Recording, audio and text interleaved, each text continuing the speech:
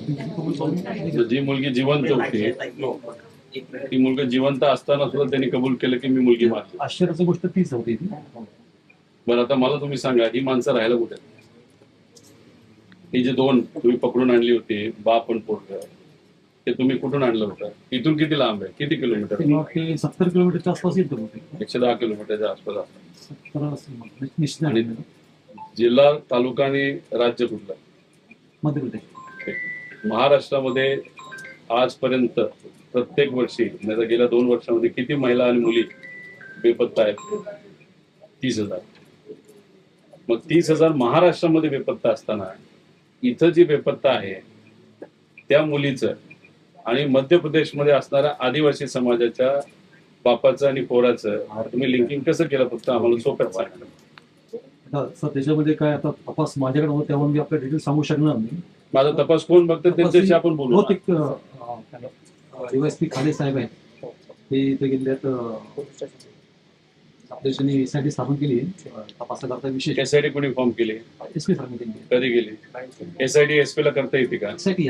एसआयटीच नाही, SIT SP ला करता येते का तुम्ही मला सांगा. एसआयटी नाही म्हणतात, त्यांनी एक टीम फॉर्म केलेली आहे. टीम फॉर्म केलेली आहे. त्याच्या मीटिंग करता गेली होती. आता आम्ही तुम्हाला काही विचारलं तुम्ही मला आम्हाला सांगितलं की अरे आम्हाला काहीच माहित नाही, मला या विषयातलं काहीच ज्ञान नाही. हे ऐकण्यासाठी आम्ही आलेलो नाही ना. नाही, 10 मिनिटात पोहोचते. तुम्ही एक पिक्चर बघितलाय जय भीम? बघितलाय का? नाही, त्यात काय करतात बघितलंय का? पिक्चर नाही बघितला. चोरी दुसरं कोणतरीच करत असतं, मर्डर दुसरं कोणतरीच करत असतं आणि कोणावर खापर फोडलं जातं, कोणाला जेलमध्ये टाकलं जातं खोट्या गुन्ह्यामध्ये?